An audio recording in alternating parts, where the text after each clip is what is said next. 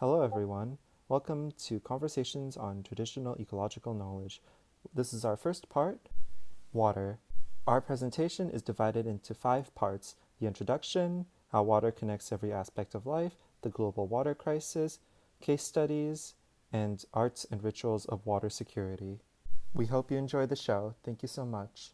First of all, we would like to acknowledge that we are situated on the unceded traditional territories of the Musqueam, Squamish, and Tsleil-Waututh nations. A brief bit about VAX. VAX, or the Vancouver Arts Colloquium Society, was established in 2014. It is a non-profit organization that pursues the enrichment of lives and community through art and co-creation. We focus on the shared roots of artistic development and systematic change to create more possibilities in our own communities.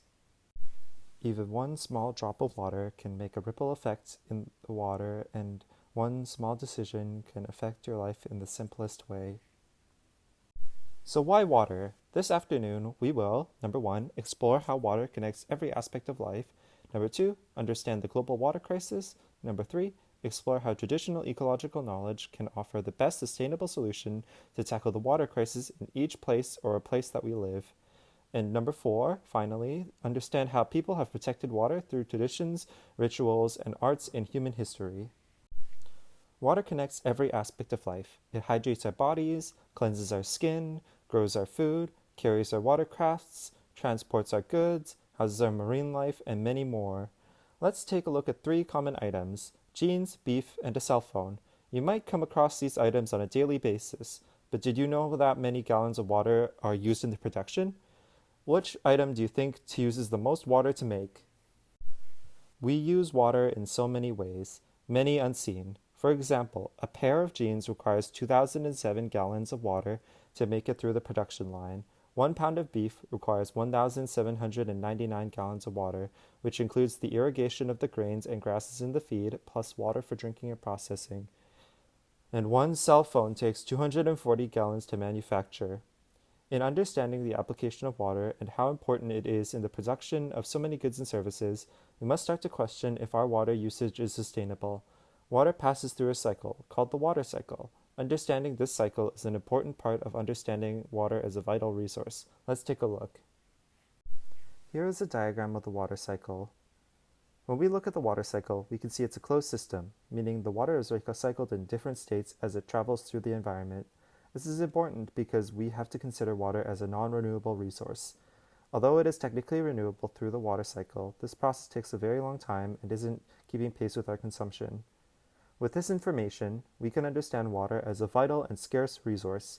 Despite that most of the globe is made of water, at least 2/3 of this water is inaccessible, often in the form of ice. One way we can be more water conscious is to consider what is called our water footprint. Similar to finding out our carbon footprint, we can also determine how much water we consume in our daily lives. On this next slide, we will take a closer look. Broadly speaking, the water footprint is a measure of humanity's appropriation of fresh water in volumes of water consumed and or polluted. However, the water footprint can be broken down into smaller groups, such as individual person, a process, a product and value chain for a business, the river basin, or a nation. As we've discussed 2 slides ago, when we take a deeper look at how many gallons of water were needed to produce certain goods, we were referring to what is known as your water footprint. A water footprint assessment can be conducted to find out things like cotton grown in the Indus River Basin, of Brazilian soybeans imported into the European Union, or flower farm in Ethiopia. This data helps us to understand how much water is being used for particular purposes. Understanding the big picture helps direct management and policy. Our intern, Carly Hilliard, did the water footprint assessment. Her direct water use added up to 99 gallons for each day. However, her virtual water footprint, which includes indirect water usage, was roughly 1,621 gallons per day. This data was collected through a small survey. It is tailored to American citizens. If you are interested in finding out your own water footprint, the link is in the chat and you will be able to find it on your own time. Here is the link to read it out: https://www.watercalculator.org/wfc2/g/household/. Now we have calculated and reviewed how important water is, how much it is being used for our own modern living purposes, and how the water cycle works. We now need to review our understanding of and beliefs about water itself. In our next slide, we will take a closer look at Indigenous perspectives on water. Did you know that the Indigenous Peoples' Kyoto Water Declaration of 2003, the Tatokan Atlahuac Declaration of 2006, and the United Nations Declarations on the Right of Indigenous Peoples, the UNDRIP, of 2007 all emphasize the holistic dimensions of water as the source of material, cultural, and spiritual life, and they outline the contributions traditional ecological knowledge can aid to address the global water issues. Have you heard of traditional ecological knowledge? What do you know about it? It is also known as native science or traditional wisdom or knowledge. Traditional ecological knowledge, or tech, is a form of knowledge that has been gathered over the years through observation and practice. It has typically been passed down generationally through oral traditions by way of songs, stories, and beliefs. Tech is primarily concerned with human beings' relationship with their environment. In the coming slides, we will going to look at some examples of tech and how it relates to water conservation and management today. Through these declarations, which support Indigenous perspectives, they consider water holistically. In practice, water is not always treated as a spiritual life form. Water is often seen as abiotic, not biotic, which means non-living. Indigenous perspectives view that water is alive.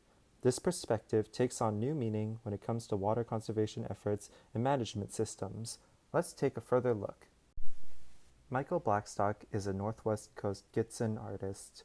He is also an author.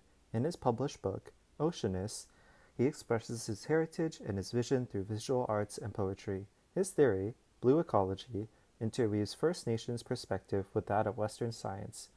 We had previously interviewed Michael on his perspectives. Let's listen together. Doing what I'm doing. And I think the solution is actually fairly simple to start.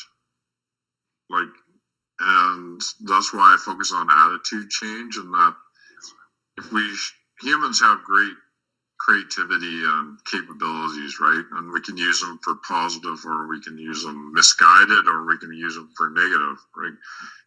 And I feel like right now people are just kind of,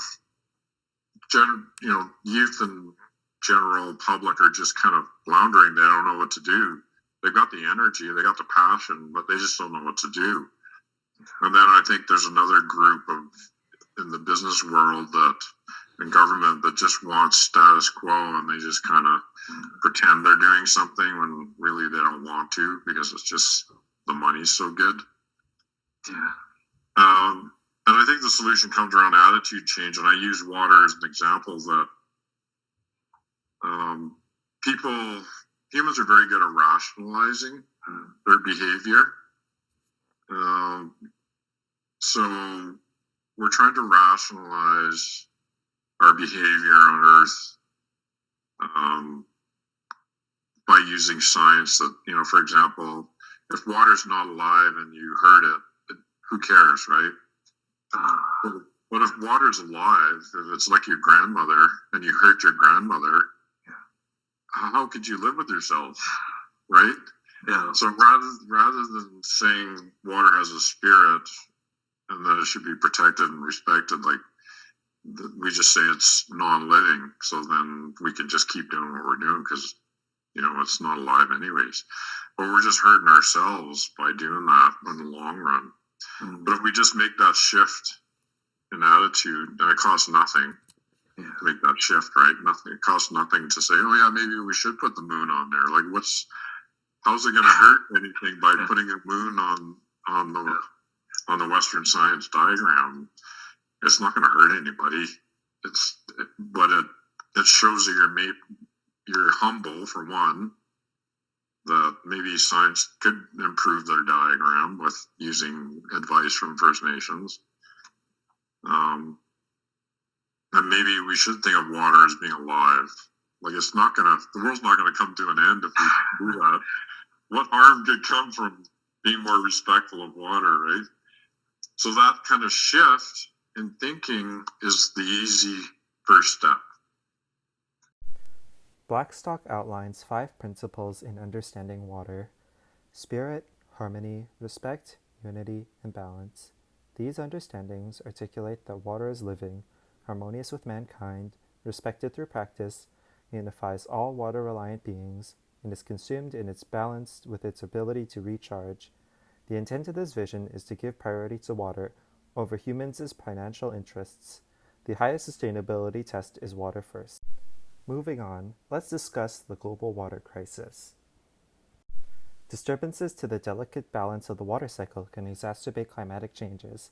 With increasing water worldwide temperatures, it has caused a positive feedback loop and further cause extreme climate events.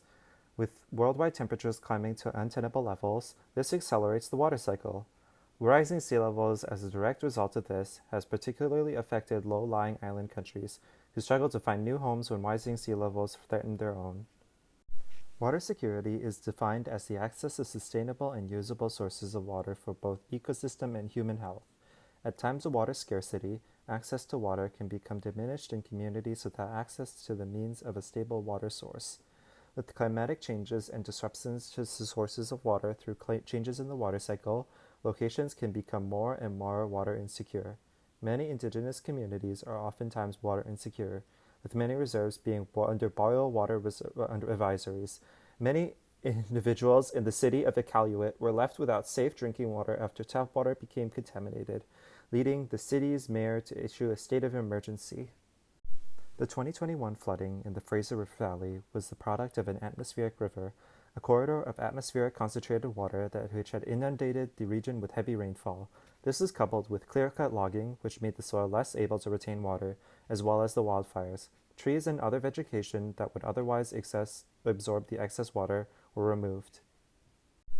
On the other side of the extreme, we have the droughts. Utah's Great Salt Lake is disappearing at an alarming rate as well. The following video illustrates this. I quote this New York Times article. According to Robert Gillies, a professor at Utah State University, until recently, that hydrological system existed in a delicate balance. Now 2 changes are throwing that system out of balance. One is explosive population growth, diverting more water from those rivers before they reach the lake. The other shift is climate change. Human-caused effects from the diverting of water for domestic purposes have contributed to the drying of the Great Salt Lake. The shrinking has pushed the lake at the brink of an ecological collapse. The exposed lakebed poses a health hazard to individuals from the toxic metals that are present in the minerals at the bottom of the lake, which find themselves exposed as the lake dries. A variety of factors have contributed to the rapid drying, but the lessons learned from Owens Lake serve as a testament to the lack of political action, with raised health hazards as a result of inaction. Later on, we will be discussing solutions to this pressing issues. Drought conditions as a result of a period with low precipitation and high evaporation combined to make the perfect condition for a wildfire to start. And following the drought period in British Columbia, the southern portions of the province were hit with severe forest fires.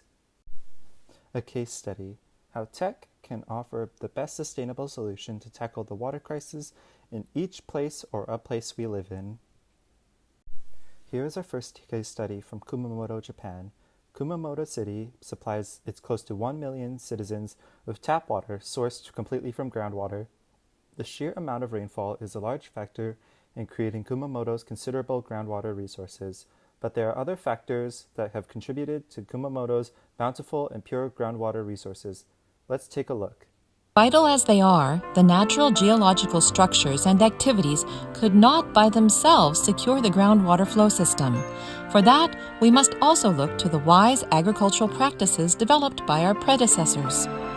Great contributions to the groundwater flow system were made by the ruling daimyo, Kato Kiyomasa, in the 16th century. He constructed intake dams and irrigation channels in the Shirakawa River to convert wasteland into productive paddy land. For example, at Hanaguri-ide, Kato developed a unique engineering technique that prevented volcanic ash and sediments from clogging water channels. As land was reclaimed and paddies and vegetable fields developed, spring water downstream increased and a lake was formed. The groundwater flow system was reinforced and has been maintained to this day. Now, however, the groundwater budget is beginning to lose its balance. Both the groundwater level and spring water discharge are decreasing. This decline is a result of such factors as urbanization and the loss of rice paddies, which are important in the recharging of groundwater. Lack of environmental management is also resulting in the reduction of the extensive grasslands of Aso. The Foundation for the Preservation of Green and Water Resources of Higo preserves and restores agricultural land in the Aso region. Farmland abandoned for 25 years was brought back into productive terraced rice paddies. The Foundation is also planting broadleaf trees in the Aso Taikan Forest. Furthermore, the Foundation supports the maintenance, revitalization, and protection of the grasslands, to be passed on to our descendants. We invite you to come to Kumamoto, the only metropolitan area in Japan in which more than 1 million people are fully supplied with groundwater for daily life. Join us on a journey of crystal clear waters and verdant natural vistas.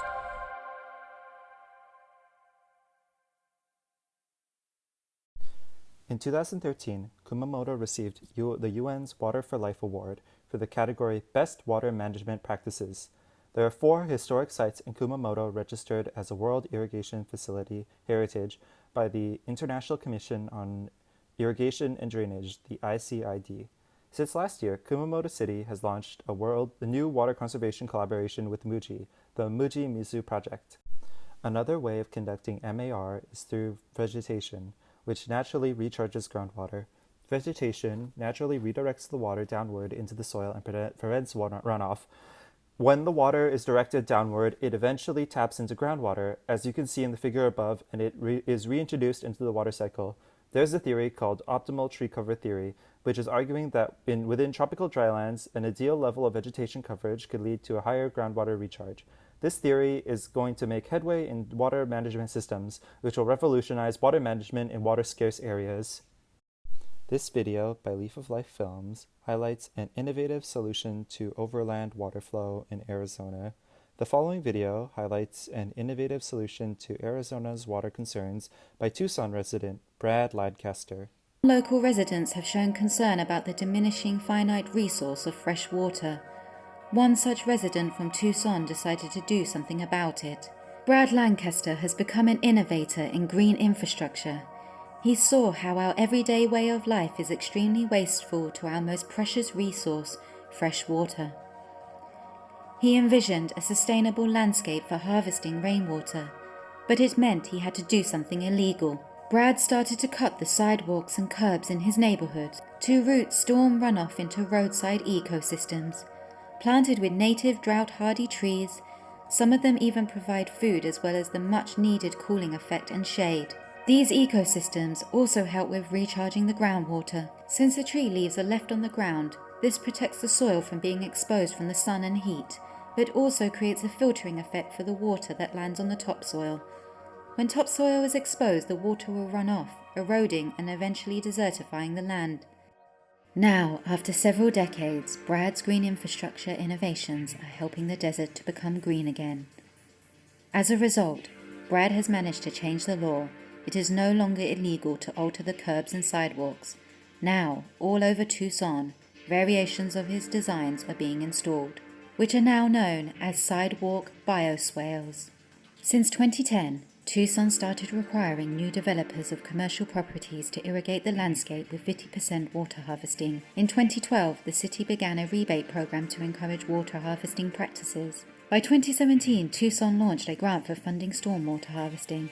And now, the city plans to plant 1 million native trees, which will totally transform the city's infrastructure to suit water harvesting practices in the urban environment, helping Tucson to become a green carbon neutral city by 2030, and in turn creating a healthier environment for future generations. By creating a yard that's adapted to the desert, we not only help the environment, but we benefit our own health and well-being.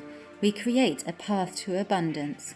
Since these gardens do not require pesticides or heavy maintenance, they keep the water cycle clean and reduce utility bill costs. Water can be captured in tanks for later use in the garden and used for drinking or shower water. The grey water can also be used in the garden. Water harvesting itself is not a new innovation. We humans have been capturing water for millennia, but for some reason, in our modern life, we have water harvesting amnesia. We drink water from bottles that have been shipped all over the world, when we could just easily harvest our own. Brad's philosophy is that we need to switch our mindset from commodifying water into communifying water. By working together, we can enhance our local water resources as a community. Brad's innovations have not only transformed his own neighborhood, but have been supported by the city. This shows how each one of us is capable of making a difference.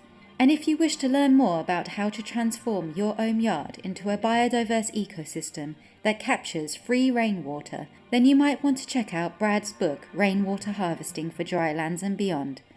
It has certainly inspired our channel, Leaf of Life, which consists of 2 people. We have an arts, media and design background, and we are passionate about sharing stories that inspire change in people's lives and impact the environment in a positive way. Behind the scenes, we have been creating our own designs for green desert city infrastructure, inspired by permaculture principles. We have learned from all over the world. If you wish to find out more about our work, then make sure to check out the links in the description. If you enjoyed this video, make sure to hit the like button. And if you're new here, consider subscribing with the notification bell on.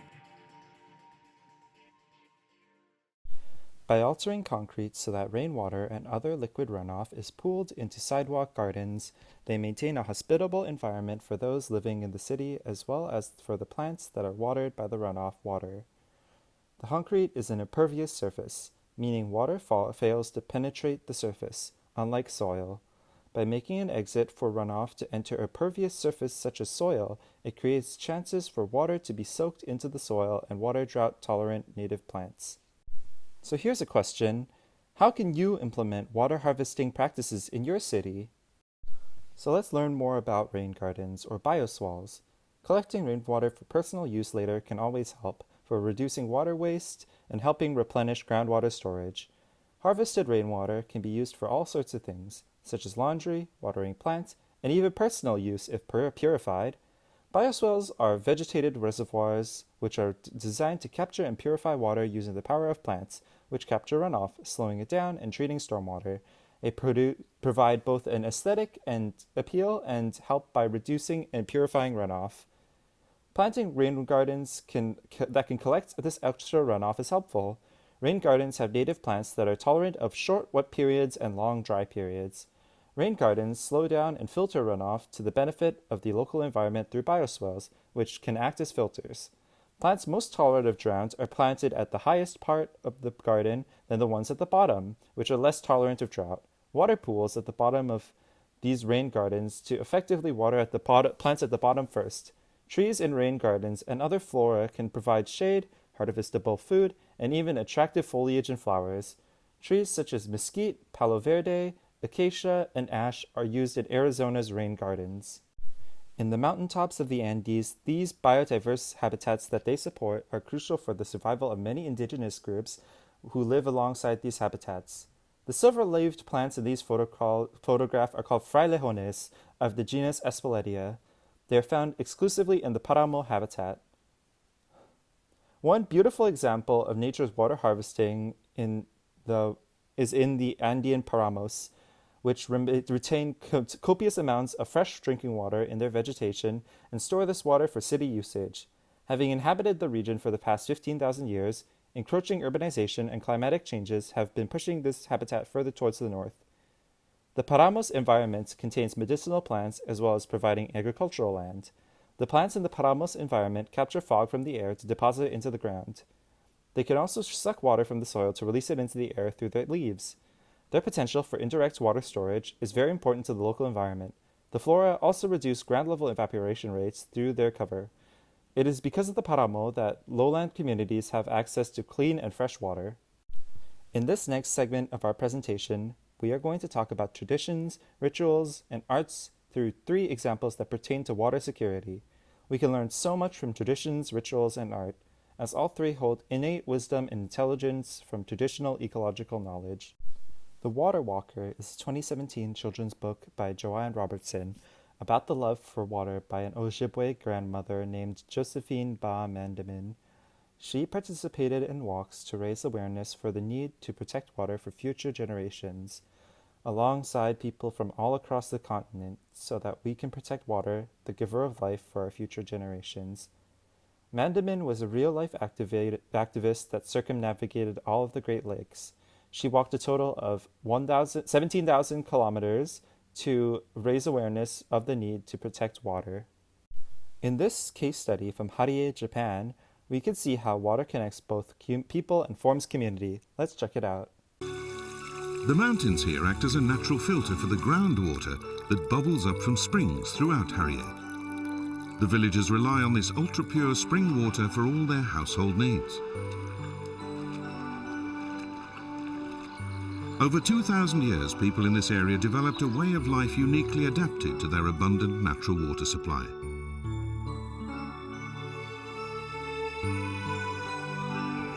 Let's look at a typical Harie home. This outdoor shed sits over its own freshwater spring. But we're looking at more than just a spring. Known locally as a kabata, it acts as part of the kitchen. Where it bubbles up here is the best place to rinse vegetables. Most village households have a kabata, and it's an integral part of their daily routine. The water is used in different ways for different applications, and nothing is wasted. The water from the spring stays 13 degrees all year round. In summer it feels nice and cool, while in winter it warms my hands. It's always good to use.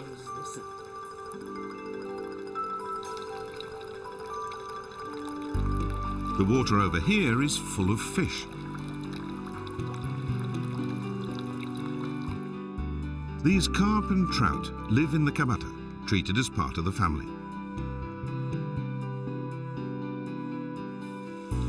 The fish consume kitchen scraps and leftover vegetables. They also eat moss and plants off the stones, keeping the water spotlessly clean.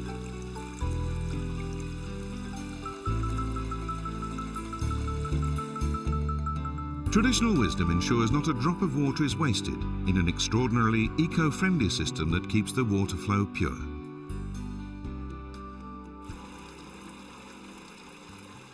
Spring water is used inside the houses too. Several years ago, the whole community agreed to use only eco-friendly soaps and cleansers that wouldn't contaminate their water.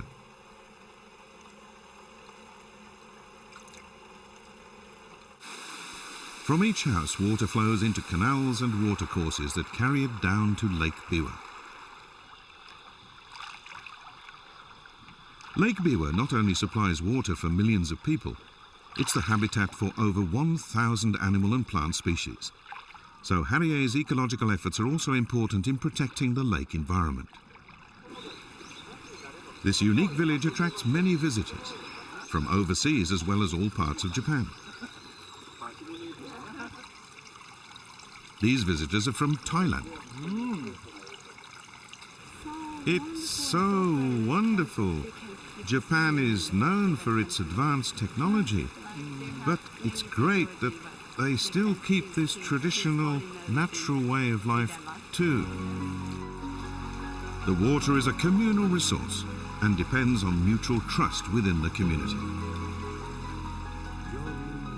The water is all connected underground.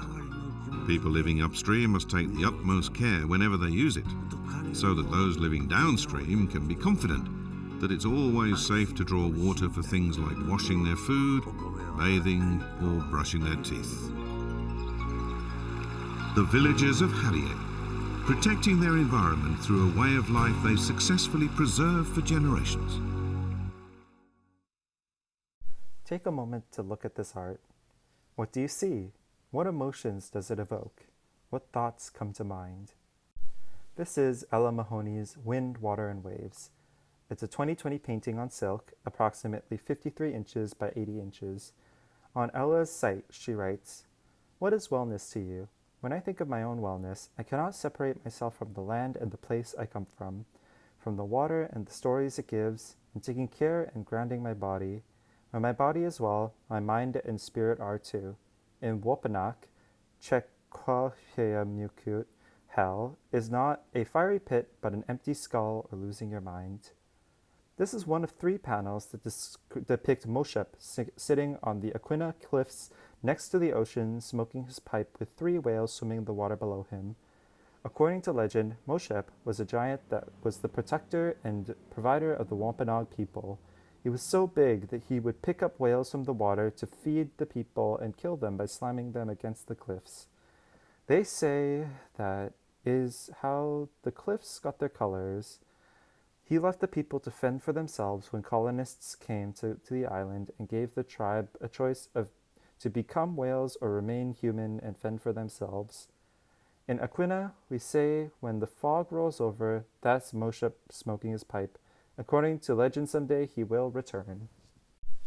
The water crisis is pressing and revolves around our attitudes. As you can see, there are many examples around the world of hopeful science that will recharge groundwater at faster rates and protect other resources such as our soil, fish, vegetation, and communities. Revolutionary traditional ecological knowledge is always available to us. We just need to put it into practice. As Michael Blackstock outlines, we need to protect water at a much more integral level through spirit, harmony, and respect, unity, and balance, in order to find truly sustainable solutions for future generations. We thank you for your participation in our conversations on traditional ecological knowledge on this topic of water. We hope to have inspired you to learn more about water conservation and smart water usage, as well as get more involved with our city's conservation efforts. We have so much to learn in regards to sustainability and water conservation. Our next topic in this series is plants. Please do register if you wish to have a conversation with Tech with Facts. We hope to see you there. Thank you so much.